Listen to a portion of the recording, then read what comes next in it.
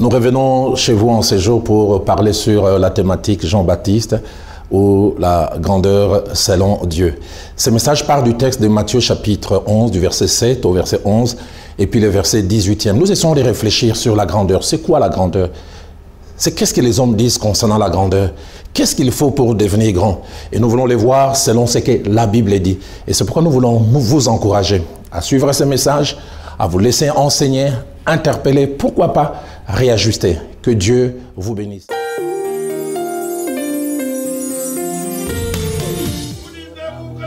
C'est toi que nous sommes venus adorer. C'est toi que nous sommes venus célébrer. C'est toi que nous acclamons. C'est pour toi que nous poussons des cris de joie. C'est toi que nous reconnaissons comme seul et unique Dieu. C'est toi aussi que nous voulons écouter. Selon que le psalmiste dit, ta parole est une lampe à mes pieds et une lumière sur mon sentier. Éclaire-nous par ta parole. Qu'il en soit ainsi pour ta gloire, mais pour notre édification ainsi que notre croissance qui nous amène vers la maturité. En ton nom, Christ, nous prions ici. Amen. Que Dieu soit béni. On peut l'acclamer, pourquoi pas?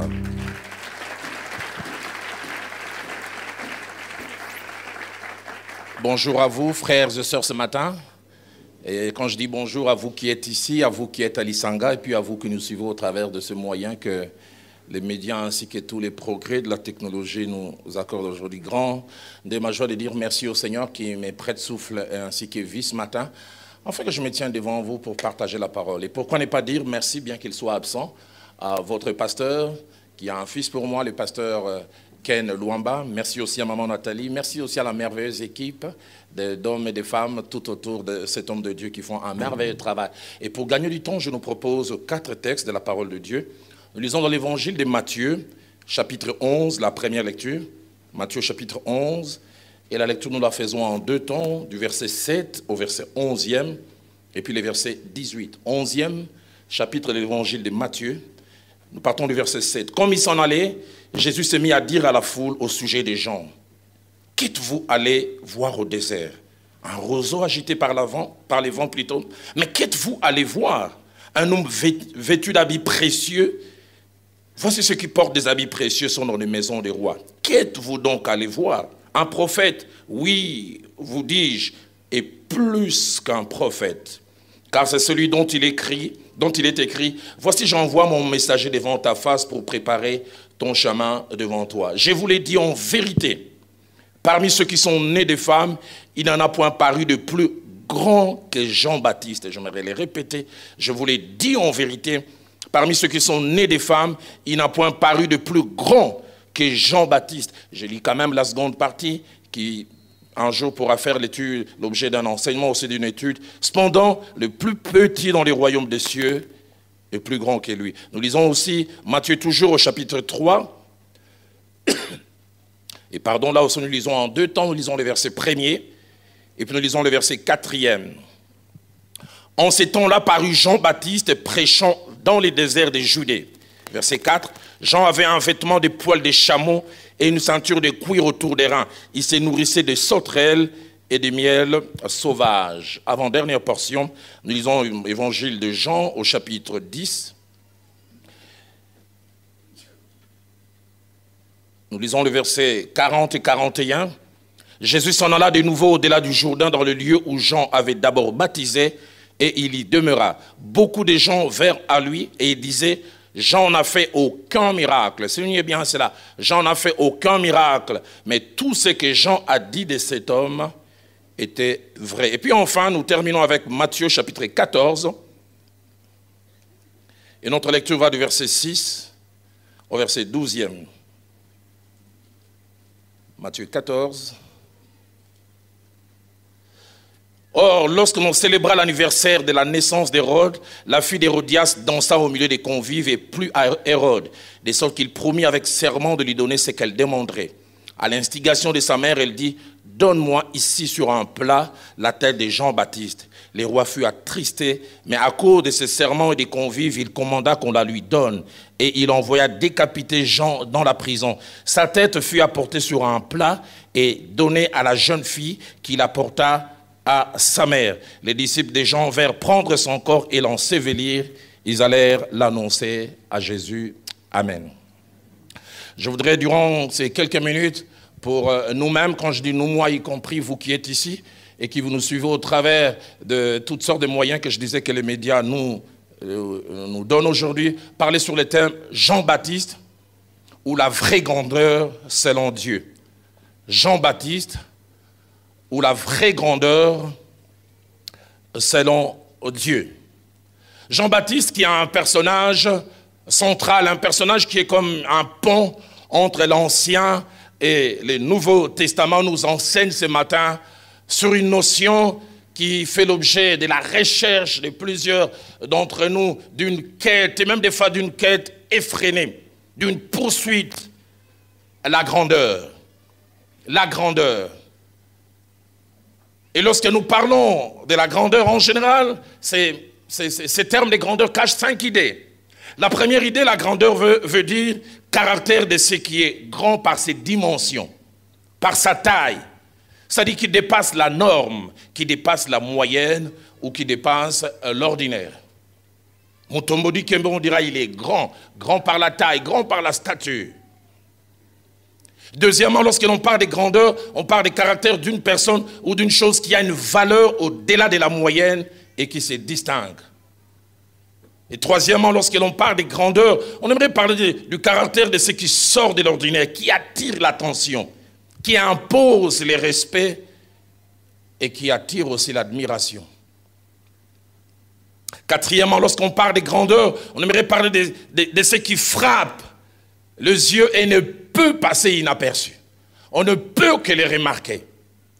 Et puis enfin, cinquièmement, lorsqu'on parle de la grandeur, on parle de la valeur ou de l'importance d'une personne ou d'une chose. Et cette valeur ou cette importance, on en parlera tout à l'heure, soit c'est une valeur réelle que l'on a ou que l'on croit avoir. Nous le verrons tout à l'heure parce qu'il arrive que les gens ne soient grands qu'à leurs yeux, mais ne sont pas réellement grands. Et cette valeur dont il est question, selon le monde, peut avoir 2 sources. La première valeur, la première source de cette valeur, c'est nous-mêmes. Dans Actes des Apôtres, chapitre 5, au verset 36, Gamaliel, essayant d'intervenir pour libérer les apôtres, passe un peu par l'histoire récente d'Israël et il parle d'un personnage qui s'appelait Théodas. Écoutez ce qu'il dit de Théodas. Il dit Théodas qui s'est donné pour quelque chose. Non pas qu'il était quelque chose, il s'est donné. Que des gens qui se donnent. Souvenez-vous du crapaud ou de la grenouille qui se croyait plus grand qu'eux. Théodas s'est donné pour quelque chose. Vous avez entendu parler de l'histoire de cette fourmi qui était sur le dos de l'éléphant. Et ce sont les amis ivoiriens, ils ont des histoires comme ça. Alors qu'ils étaient en train de traverser les ponts s'est mis à bouger. Et puis la fourmi a dit à l'éléphant, tu as vu comment toi et moi on a secoué les ponts?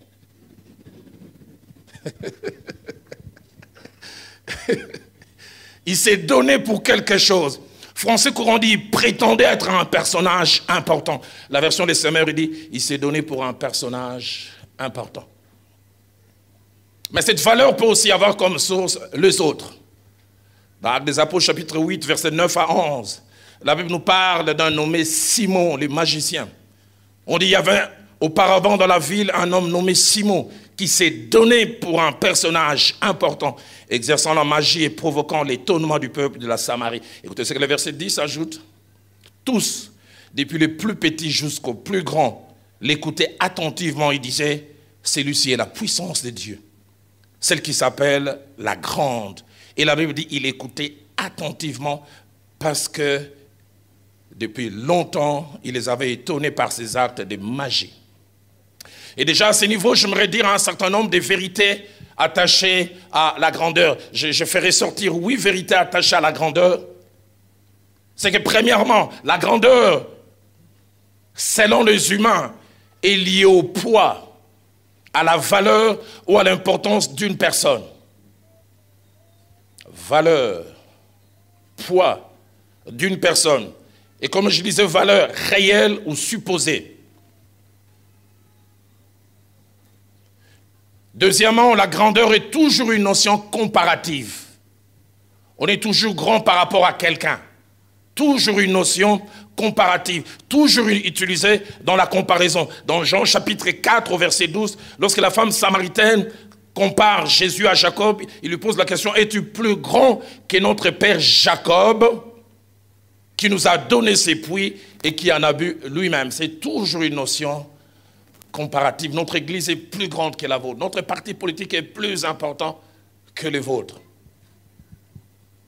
Troisièmement, la grandeur n'est pas une notion générale ou absolue. Qu'est-ce que je veux dire par là? La plupart des fois, la grandeur touche un aspect, une notion spécifique. Ça peut aussi toucher plusieurs aspects. Dans 1 Corinthiens chapitre 10, au verset 23, la Bible parlant du roi Salomon dit, le roi Salomon fut plus grand que tous les rois de la terre, mais la Bible dit par les richesses et par la sagesse. Il n'était pas roi, il n'était pas grand dans tout le domaine. Sa grandeur était attachée à la richesse et sa grandeur était aussi attachée à la sagesse. Quatrième vérité, il y a une sorte de grandeur très fréquente dans notre monde. C'est ce que j'appelle la grandeur par procuration. On n'est pas grand soi-même, mais on se donne une grandeur à cause des gens qui l'ont côtoie. Mouninga Premier ministre, Tolia Rabouye. Numéro privé naïe. Les grands secrétaire, direct. Grandeur par procuration. Je prie au centre missionnaire Philadelphie. J'ai entendu parler de cette histoire, je ne sais pas si elle est vraie.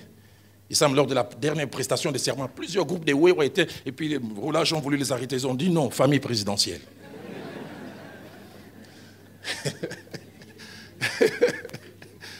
Vous nous négligez avant, mais maintenant on est quelqu'un faisant partie de quelqu'un. Grandeur par procuration. Roland Dalo Boye. Juliana est 17 fois.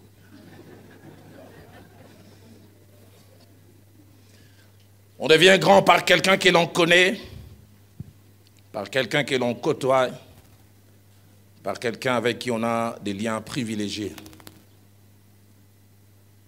Cinquième vérité attachée à la grandeur, c'est que les désirs de grandeur, conscients ou inconscients, est ancré en chacun de nous. Chacun de nous. Du plus bas âge, chacun de nous. On n'a jamais vu un enfant, il a une année et demie, tu lui demandes, tu veux devenir quoi? Je vais devenir menuisier. Cireur des chaussures, je vais devenir pilote. Homme d'affaires. Je vais devenir président de la République. Ce désir de grandeur est ancré en chacun de nous. Dans Marc chapitre 10 au verset 37, la Bible nous parle de la drôle et étrange requête des fils de Zébédée, Jean et Jacques. Ils viennent d'eux, ils présentent à Jésus la requête, Seigneur, quand tu seras dans ton règne, que l'un de nous soit assis à ta gauche et l'autre à ta droite. Si j'étais Jésus, bon, bah Pierre, Colo, bah Falana pour tour. Bisogno sur un niveau mon côté. Même dans les choses de Dieu, il y a ces désirs de grandeur. Accorde-nous d'être assis l'un à ta gauche et l'un à ta droite. Luc chapitre 9, verset 46, nous parle d'une pensée. La Bible d'une pensée qui vient à l'esprit des disciples, savoir qui était entre eux le plus grand. Ils discutent entre eux. Qui est le plus grand? Jean peut dire, attention, hein, je suis le plus jeune, mais qui a sa tête sur le sein du maître? Est-ce que toi tu as déjà entendu le battement physique du cœur du maître? Pierre dirait, oh attention, est-ce que toi il t'a déjà été dit, ce n'est ni la chair et le sang qui t'ont révélé ces choses, mais c'est mon Père qui est dans les cieux. Les autres pouvaient dire, mais quand il fait des miracles, vous, il vous laisse, non? Il prend souvent Pierre, Jacques et Jean. Nous tous, on est apôtres, mais nous, on est des apôtres majeurs. Vous êtes des apôtres et mineurs. Qui est le plus grand? J'aime souvent dire, s'il y a un jour où je n'aime pas suivre la télé chez moi au Congo, c'est dimanche.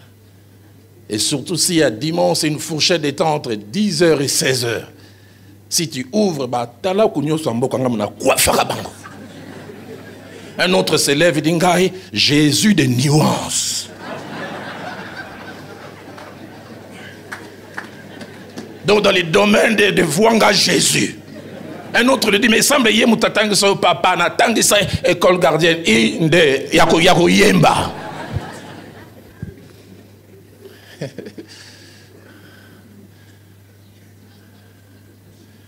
J'ai entendu un aîné prédicateur dire, petit Roland na soku bateye ezalo kwa bolie li yoto. Nga soku na tei bolie na grand hôtel petit. Est-ce que caviar nandou na isan et mesana? Nga matin na ngeza caviar. Ba petit dalo balamba bilolo.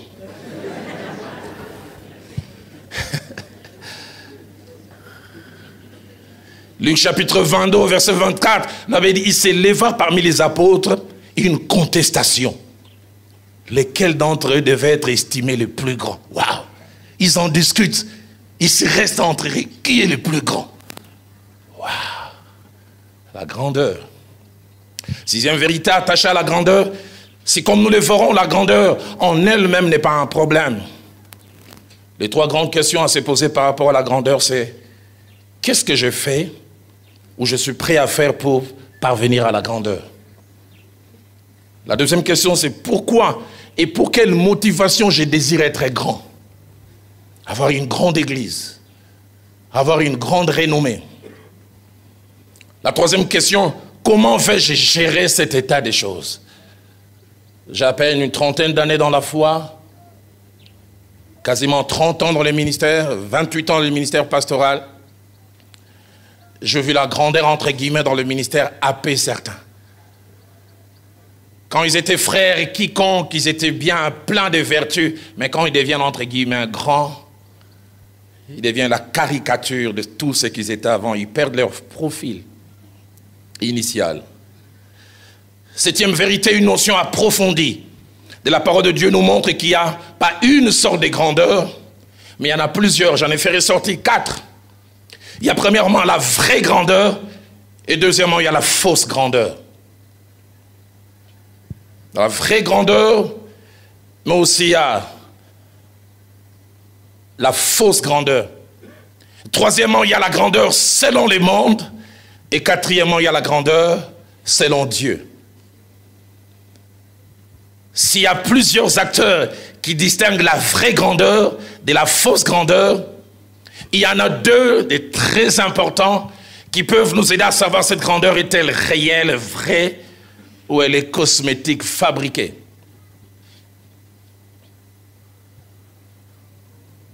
Ces 2 sources sont premièrement les jurys, c'est-à-dire la commission ou la structure ou le groupe de personnes qui imputent la grandeur à quelqu'un. La fausse et la vraie grandeur se justifient par les jurys. Qui fait de toi grand? Quelle est grandeur fabriquée? On estime qu'un parti est grand, mais il n'est pas si grand. Il est grand par les billets de banque qu'on distribue aux gens pour venir assister. Pas parce que les gens adhèrent par leur cœur. Si les gens venaient avec le cœur, il n'y aurait que des mouches et des moustiques. Grandeur fabriquée. Grandeur fabriquée. Oh, je vois ce président du parti politique qui doit atterrir. Et l'argent se distribue. Il y a eu une ferveur. Oh, l'équipe bango, l'équipe bango. Et puis quand on vérifie l'argent n'a pas été bien payé, fausse grandeur.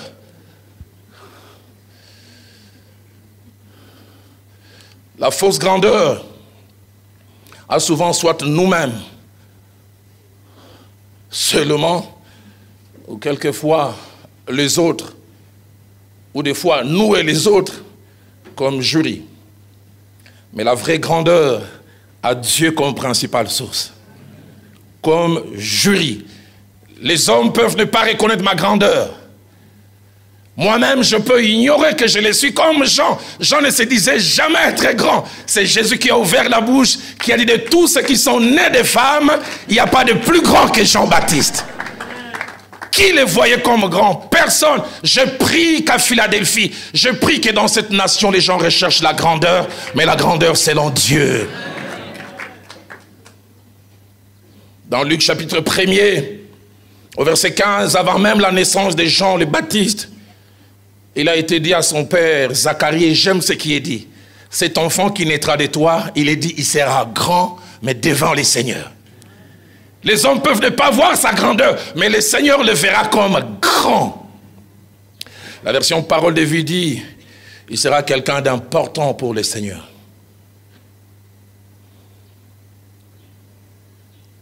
Mais la source, ou l'origine de la grandeur, c'est-à-dire d'où nous tenons la grandeur, c'est aussi une notion importante. La fausse grandeur, celle que j'appelle la factice, la cosmétique, la superficielle, elle ne vient que des hommes. Elle est une illusion. Elle est fabriquée. Elle exige beaucoup d'efforts humains pour exister. Et beaucoup d'efforts aussi pour être maintenue. Mais la vraie grandeur, elle est authentique. Elle vient de Dieu. Elle est durable. Elle est un mystère. Elle est inexplicable. Mais surtout, elle est durable. La troisième grandeur, selon Dieu, c'est celle que la Bible mentionne et pour laquelle Dieu veut que nous puissions avoir des éléments de jugement différents. J'aime dans Isaïe chapitre 8, versets 11 à 12. Le prophète fait part de deux choses que Dieu veut communiquer à son peuple. Premièrement, d'un avertissement que Dieu donne à son peuple à ne pas marcher selon les voies du peuple ou du monde. Les semeurs disent pas selon le chemin. Mais le verset 12 dit, n'appelez pas conjuration ce que ce peuple appelle conjuration. N'appelez pas grand ce que ce peuple appelle grand. N'ayez pas les mêmes critères de jugement. Pour ceux du monde, être grand, c'est avoir beaucoup d'argent en banque. Être grand, c'est s'habiller chez les meilleurs couturiers. Être grand, c'est avoir des grands diplômes que l'on voit sur le mur de la maison. Être grand, c'est avoir, entre guillemets, une grande église. J'entendais un homme de Dieu, il dit, nous ne sommes pas des mêmes niveaux. Vous avez des églisettes. Et nous, on a des églises. Moi, je suis un grand pasteur. Ah bon? Y a-t-il des grands et des petits pasteurs? J'aime ce que Bishop Oyedepo dit. Il dit, il n'y a pas de grands serviteurs de Dieu. Il y a des serviteurs de Dieu, mais qui ont un grand Dieu. Grand. Nous sommes les grands de Kinshasa. Nous sommes les grands du réveil. Oh, ok.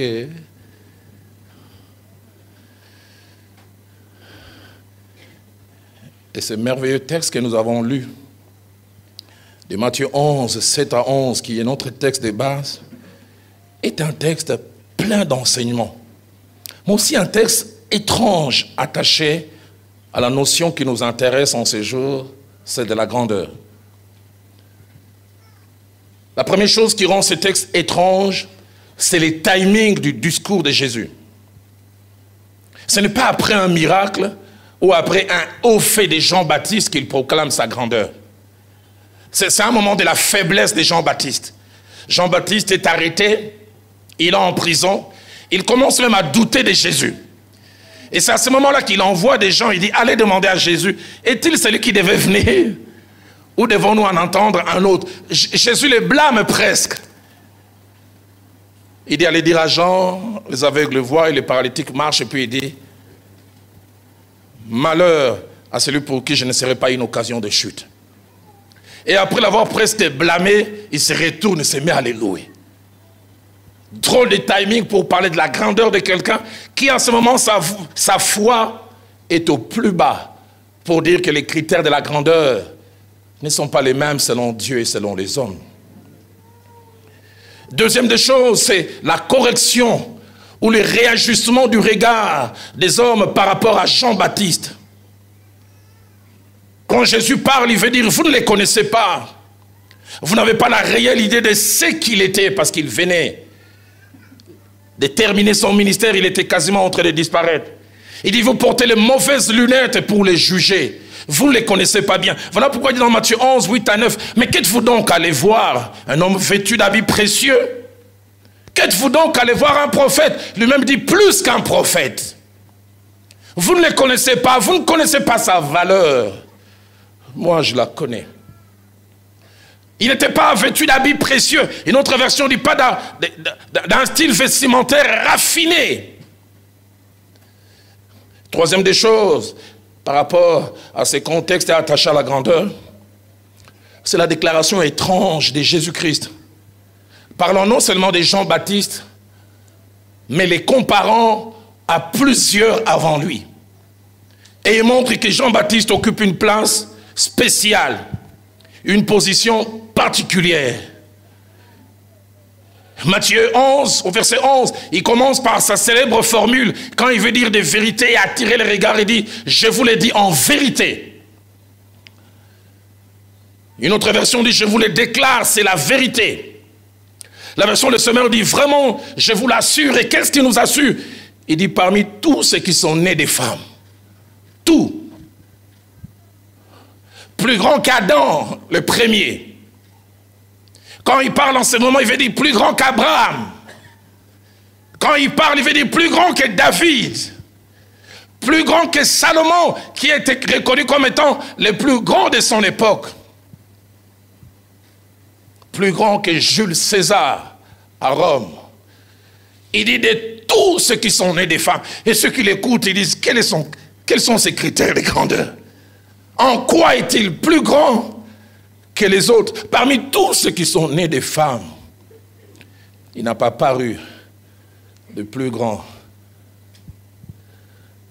que Jean-Baptiste. Quatrième chose, dans ce texte, c'est que celui de qui Jésus parle n'a pas l'allure, il n'a pas les profils ou les caractéristiques de la grandeur selon le monde ou selon les hommes.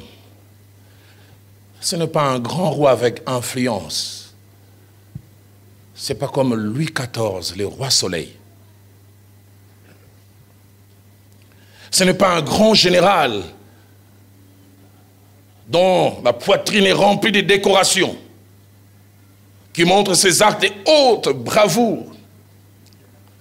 Ce n'est pas un homme d'affaires riche, possédant biens et serviteurs. Ce n'est pas un propriétaire terrien avec des hectares et des hectares qui lui appartiennent. Ce n'est même pas un grand leader religieux faisant partie du Sanhédrin juif. Mais Jésus dit, de tous ceux qui sont nés de femmes, il n'y a pas de plus grand que Jean-Baptiste. Au travers des 4 passages que je vais faire ressortir, la Bible nous donne une idée de sa vie, de la réputation dont il jouissait et de l'image que les gens avaient de lui, qui n'avait rien à voir avec la grandeur selon le monde. Mais Jésus-Christ les trouvait grands. Matthieu chapitre 1er, verset 18, dit de lui à cause de son style de vie, les gens de son époque disaient qu'il a un démon. Ah bon, quelqu'un de qui l'on dit qu'il a un démon, on peut l'appeler grand. Un style de vie rude, sobriété. Matthieu chapitre 3, verset 1, il n'avait pas de cathédrale en verre. J'ai entendu parler d'un homme qui a dit, j'ai construit la plus grande église en Afrique, 100 000.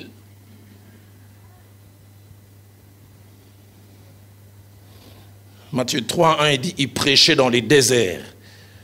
Pas de cathédrale de 25 000 places. Pas une église avec ascenseur. Système de climatisation sophistiqué.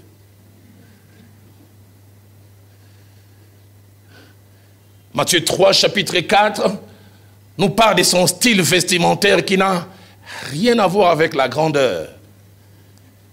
Il avait un vêtement de poils de chameau et une ceinture de cuir autour des reins. Quand on étudie l'habillement de l'époque, il s'agissait d'une étoffe grossière, fabriquée avec des poils de chameau au lieu de la laine, parce que la laine était le produit pour les riches. Et cet habit, c'était l'habit des pauvres. J'ai connu un homme de Dieu. Quand moi, je n'étais pas encore converti, lui, on a étudié ensemble dans la même école, 5e et 6e secondaire. Il me frappait par sa qualité de vie chrétienne. Et on finit les études secondaires en 82. Je le perds de vue, j'apprends qu'il est allé en Europe. En 85, je me convertis. Et puis en 86, il est présenté comme prédicateur dans une église. Et ce qui m'a frappé, c'est autant je le connaissais qu'un homme spirituel et simple avant, autant je retrouve un homme vaniteux, rempli de lui-même. Ce jour-là, j'étais dans cette église, je voulais sortir. Il prend le microphone, il dit moi, tel que je suis habillé là, c'est 20 000 $. Ma paire de chaussures, c'est telle. Nous sommes des princes de Dieu. Et puis il va plus loin. Il dit, la Bible dit, nous porterons des fins lins au ciel. Mais moi, je commence sur terre. Je dis, yeah. Ok.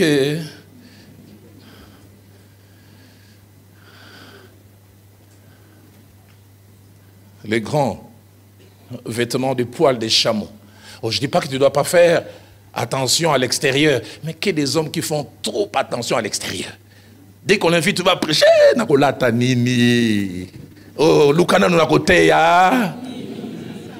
Pas la garde-robe d'abord, la pensée de Dieu. Papa Naroté à dimanche, na côté la bango salon de coiffure. Mais t'as coin bien papa. Message 0, présentation extérieure sublime.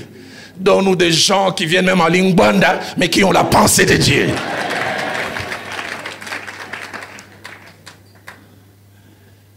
Et son régime alimentaire n'a rien de grand. Oh, Jean-Baptiste n'avait pas une alimentation raffinée. J'ai entendu parler d'un politique qui dit, vous avez commencé à manger des tomates crues, des salades, après 80 mois, c'est avant l'indépendance. La noblesse dans la bouche, moi, c'est avant. La Bible dit, c'est nourrissez des sauterelles et des miels sauvages. Un prédicateur de Nzambi Mala m'a dit, les profils de Jean-Baptiste avaient été transmis aux générations des sauterelles.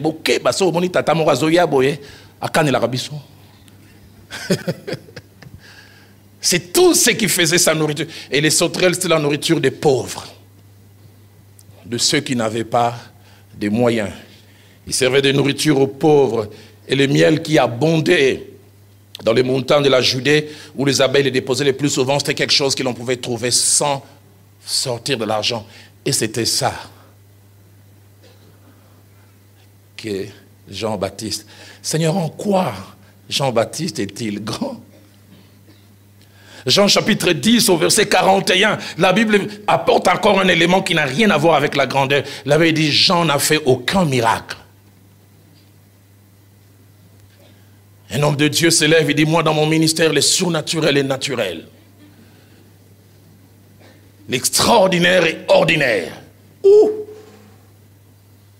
Partout où je passe des signes et des prodiges. Jean, il n'a fait aucun miracle. Il n'a même pas prié pour quelqu'un qui était enrhumé et la personne a été guérie. Mais Jésus dit de lui, il est le plus grand. Jeune homme, tu fais un petit miracle. Aïe, Seigneur, Facebook et Koufako. Il prie à peine pour quelqu'un demain. Des signes et des prodiges vont accompagner le ministère de votre humble serviteur. Humble quoi?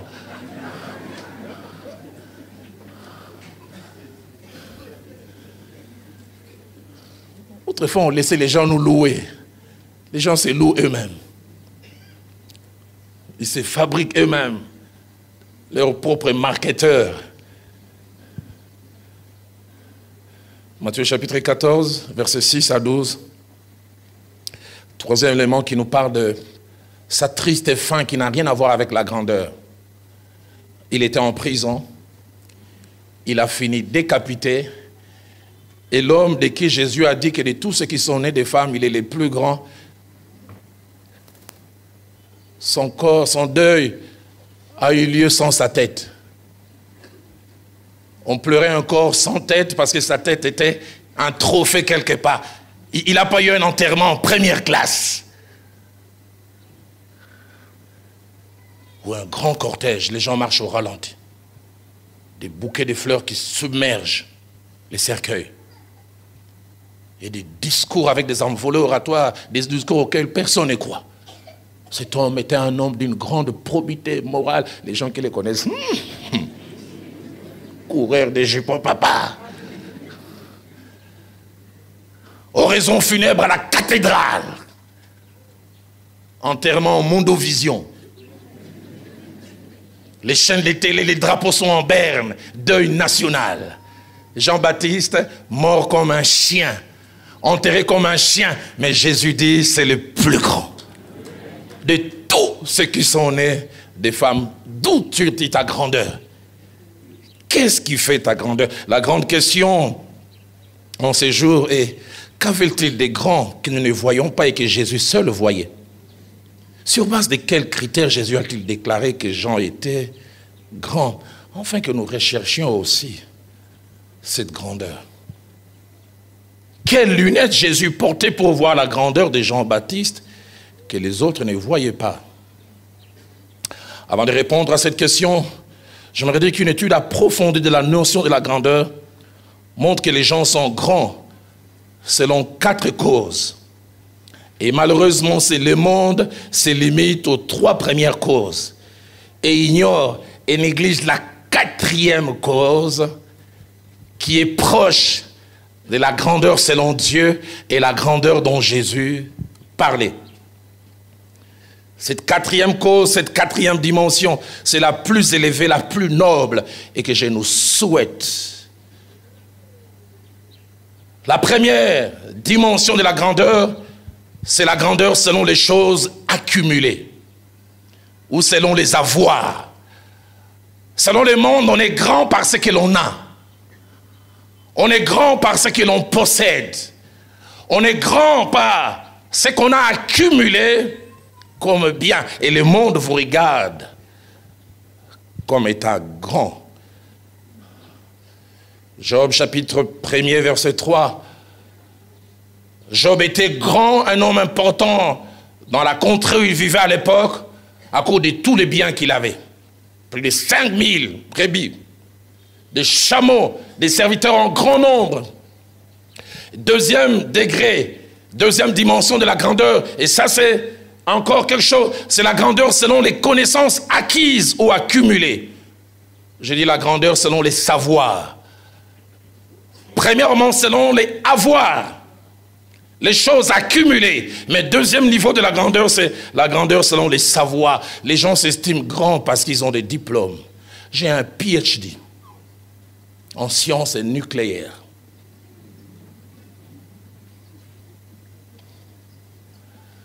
J'ai 2 doctorats. Le monde des atomes n'ont pas de secret pour moi.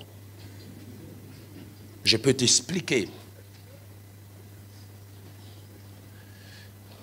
Grandeur, selon les savoirs. 1 Roi chapitre 4, verset 31, parlant de Salomon, il dit, il fut grand par la sagesse, par les choses qu'il connaissait. Et tout le monde cherchait à les voir pour cela. 3e degré ou 3e dimension de la grandeur, c'est la grandeur selon l'influence.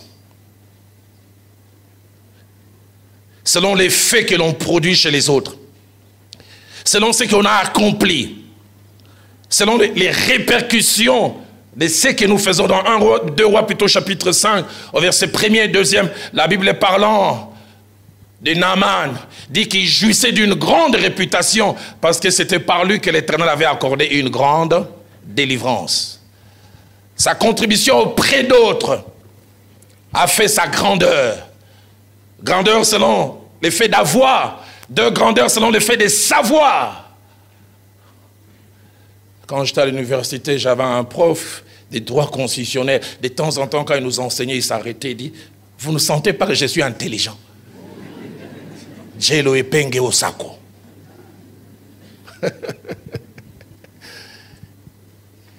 Il dit, j'ai eu mon doctorat avec non seulement acclamation du jury, mais acclamation durable.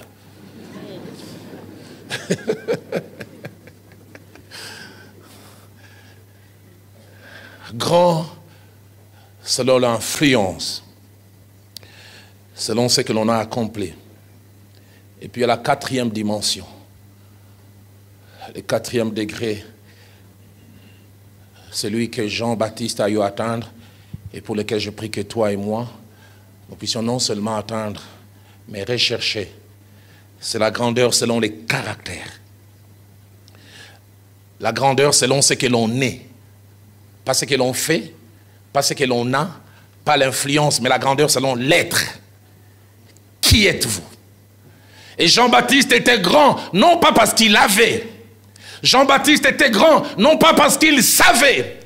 Jean-Baptiste était grand, non pas à cause de l'influence, mais Jésus a reconnu la grandeur de Jean-Baptiste à cause de ce qu'il était.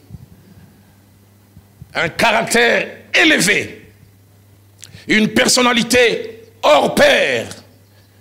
Si dans son caractère, Jean le Baptiste avait plusieurs traits qui ont pu toucher Jésus, je fais ressortir 5 rapidement.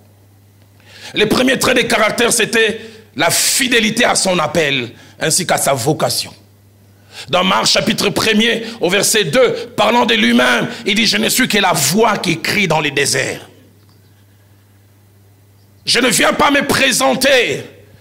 Je suis la voix. Je ne vais pas faire autre chose que ce qui m'a été demandé. Je vais simplement préparer la venue de quelqu'un d'autre. » Deuxième chose qui a fait la grandeur de Jean-Baptiste, c'est son honnêteté. Il ne s'est fait passer pour celui qu'il n'était pas. Dans Jean chapitre 1er, verset 19 à 20, les gens ont commencé à discuter avec lui. Mais dis-nous qui tu es réellement? Es-tu le Christ? Il avait dit, voici les témoignages des gens lorsque les Juifs envoyèrent de Jérusalem des sacrificateurs et des Lévites pour lui demander, toi, qui es-tu? Il déclara, et ne le nia point, il déclara qu'il n'était pas le Christ. Il avait tellement de succès que les gens commençaient à les confondre. Tout pour pousser à dire à quelqu'un, mais nous pembo na zwango. Honnêteté, je ne suis pas lui.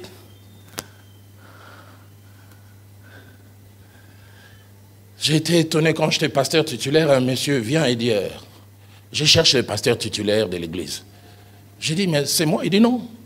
Le vrai pasteur, c'est un jeune homme que j'ai rencontré. C'est moi. Et puis il me montre la photo du jeune homme. Quand le jeune homme est venu, j'ai dit, oh, on a bon de la touna bête ma couffe. À la limite, il dit que tu travailles ici. Ne dis pas que c'est toi le pasteur titulaire.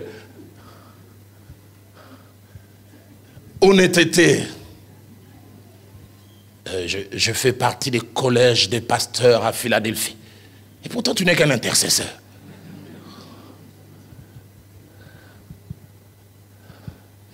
Dans Jean chapitre 3,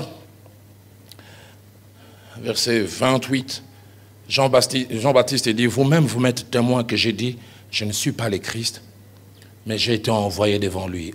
L'honnêteté. Troisième chose qui a fait la grandeur de Jean-Baptiste dans son être, c'est l'humilité. Où est l'humilité? L'humilité est en train de disparaître dans le monde en général, mais l'humilité aussi disparaît à l'église. L'église a une grande crise d'humilité.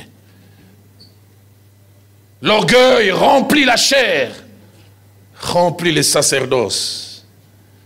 L'humilité, c'est la capacité à reconnaître ce que l'on est et ce que l'on n'est pas. Ce dont on est capable et ce dont on n'est pas capable. Mais aussi à reconnaître ce que les autres ont en plus. Il y a des gens, ça leur coûte de reconnaître que les autres les dépassent. Papa yoka ki mate Anthony Kinzo atega ngapi na kokote yangote. Oh! T'as vu comment les pasteurs cachent après, c'était profond. Ils ont une exhortation à paix, ça y a amélioré.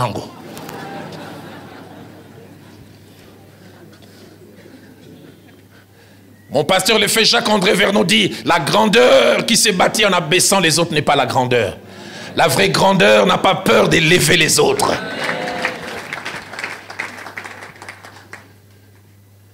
J'ai été interpellé il y a quelques années. On peut dire c'est un homme du monde, mais même des fois les hommes du monde nous enseignent. Jacques Chirac vient de passer président et il nomme Alain Juppé comme premier ministre. Il dit c'est le meilleur d'entre nous tous. Étonnant. Lui le président. Et il place cet homme premier ministre, mais il dit il est le meilleur d'entre eux. Nous tous. Est-ce que ça t'arrive de reconnaître la grandeur de quelqu'un? Pose la question à ton voisin. Et toi?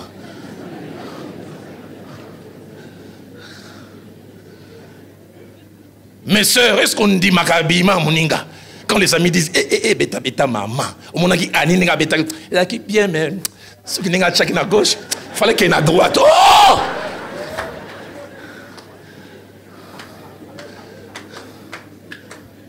Maman vient de l'attaquer. Il a dit bien, mais rouge à lèvres débordé, mouké. Pasteur Daloa, t'as la catève, maman Bima. L'humilité. Jean 1, 26 à 27, parlant de lui-même, il dit, moi je vous baptise d'eau. Au milieu de vous, il y a quelqu'un que vous ne connaissez pas, qui vient après moi. Au verset 27, il dit, je ne suis pas digne de délier les courroies de ses souliers. Waouh! Luc 2, verset 16, il dit, moi je vous baptise d'eau, mais il vient celui qui est plus puissant que moi. Ça c'est Jean-Baptiste. Il reconnaît. Quatrième chose qui a fait la grandeur de Jean-Baptiste, c'est le contentement. Il a accepté ce qu'il avait. Il a accepté ce que Dieu lui donnait. Jean chapitre 3, verset 26 à 27, ainsi que verset 30. Jean-Baptiste avait un grand succès en termes de ministère. Il a tiré des gens qui les suivaient jusqu'au désert.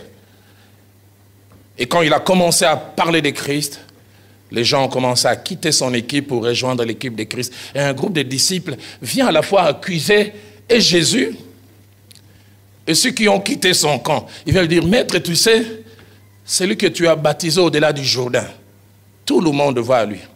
Tout le monde connaît aussi la vie de Gangwana, Bercy.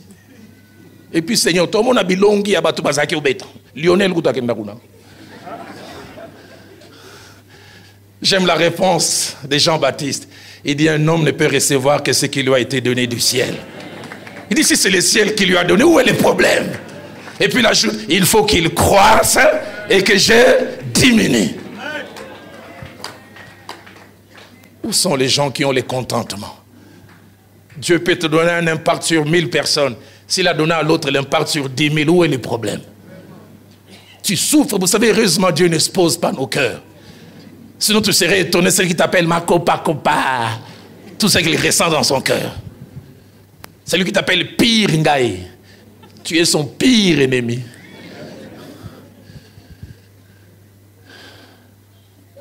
Il accepte que Jésus soit élevé et que lui puisse n'ait rien à voir. Dans Jean 1, 29, puis 35 à 37, la Bible nous le montre comme un acteur jouant une pièce de théâtre prêt à disparaître de la scène et introduire quelqu'un. La Bible dit, le lendemain, il vit Jésus venant à lui et il dit, voici l'agneau de Dieu qui ôte les péchés du monde. Moi, je vous préparais seulement le chemin. C'est lui. S'il était à Kinshasa, il voulait dire, Mutubo Lukaka, Yeyo, Yayesu, Ayenga Yanganite. C'est lui, pas moi. Contentement. Tu souffres parce qu'on ne t'a pas donné un vocal. Gazara ligorodo. Ba vocal ba pesa rabane. On est à côté na bango. Le problème c'est quoi? Tu veux simplement que ta voix soit entendue et vue aussi. Je prie que les jours où on te placera, tu fasses des dièses, toi mais tu iras en retraite après. Tu rates tellement, la prochaine fois tu dis rien bataille, dans la retraite. Je n'ai jamais oublié. Vendredi, quand j'étais pasteur assistant là-bas, c'était un jour où on laissait les pasteurs en stage prêcher. En général, c'était des réunions assez normales. Pas trop de tralala. On venait en chemise pour prêcher. Et ce jour-là, on a choisi un jeune homme en dernière année. Ouf! 10 minutes avant la réunion, on les voit entrer en smoking. Noir. Partie dorée, nœud papillon. 4 photographes, il fait un pacha. Les lots réveillent au Bandawa. 3 caméramens. J'étais assis là, mon aîné pasteur Willy Bola et les jeunes hommes. On était envahis des flashs. Et puis je viens, je l'annonce, le frère va prêcher. Il marchait calmement, avec solennité. Quand il monte, avant de prêcher, il arrange d'abord son nez. L'image compte beaucoup pour lui. Il ouvre la Bible.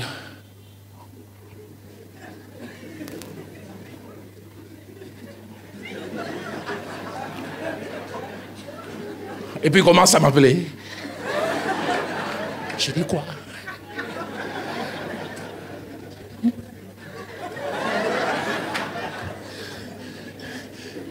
Je viens, je les prends du haut de la chair. Je les fais asseoir. Il dit. Vous savez, quand vous êtes trop orgueilleux, Dieu ne vous fera pas échouer en coulisses. Il cherchera.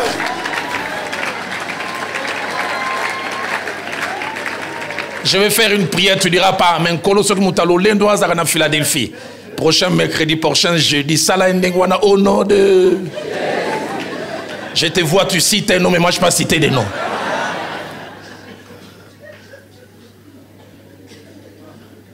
Bloqué complètement.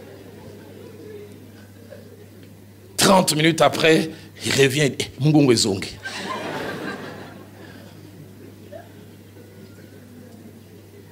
Cinquième et dernière chose, et je termine, qui a fait la grandeur de Jean-Baptiste, c'est l'intégrité et la probité morale. Dans Matthieu chapitre 21, verset 32, Jésus a déclaré qu'il a marché dans la voie de la justice. Il a marché dans la voie de la justice. Jean-Baptiste, sa grandeur, ce n'était pas au niveau des avoirs, pas au niveau du savoir, pas au niveau de l'influence, mais au niveau de l'être. On peut être grand par l'humilité, grand par la bonté, grand par la douceur, grand par la vérité. Je prie, si le monde peut ignorer notre grandeur, que Dieu reconnaisse notre grandeur et qu'il puisse en parler comme il a parlé de Jean-Baptiste. J'aimerais nous inviter à baisser nos têtes. Je me suis réveillé ce matin avec ces merveilleux cantiques de Gaël. Parfum, parfum. Je ne vais pas lancer un appel, je ne savais dans quelle direction lancer un appel en ces jours. Mais alors que les cantiques seront en train de jouer, réagissez. Je ne sais pas, qu'est-ce que vous allez dire à Dieu? Papa, j'avais une mauvaise notion de la grandeur. Je la recherchais là où elle n'était pas. J'essaie même de m'en fabriquer une. Mais je veux la vraie. Celle dont toi tu es le jury. La grandeur qui est prononcée par ta bouche, c'est ce que je veux, ce que je désire. Papa, j'aimerais être. J'aimerais pas seulement avoir, j'aimerais pas seulement savoir, j'aimerais pas seulement faire. J'aimerais être.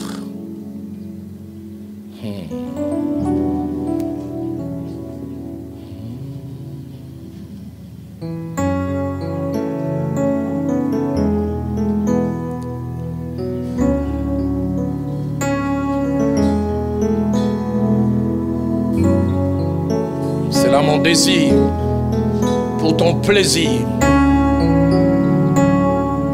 Vous venez de suivre ces messages sur Jean-Baptiste, où la grandeur selon Dieu. Nous voulons croire que ça vous a édifié. Nous avons essayé de montrer qu'il y avait plusieurs sortes de grandeur. Il y avait la vraie, il y avait la fausse. Il y a la grandeur selon le monde, et puis il y a la grandeur selon Dieu. Et vous avez suivi à la conclusion que nous avons montré qu'il y avait 4 niveaux de grandeur. Il y a la grandeur selon que l'on a, la grandeur selon ce que l'on sait, la grandeur selon l'influence ou ce qu'on accomplit. Et ces 3 dimensions sont attachées à la grandeur selon le monde. Et nous nous sommes interpellés à suivre la grandeur selon Dieu et que Jean-Baptiste avait, c'est la grandeur selon ce que l'on est. On a montré combien Jean-Baptiste est quelqu'un très humble, quelqu'un qui pouvait être fidèle à ce que Dieu lui avait donné comme appel, mais surtout quelqu'un qui n'avait pas honte de lever les autres par l'humilité. Plaise à Dieu que vous et moi, non seulement nous puissions poursuivre cette grandeur selon Dieu, mais que nous puissions la communiquer tout autour de nous. La grandeur, mais selon Dieu. Que Dieu vous bénisse.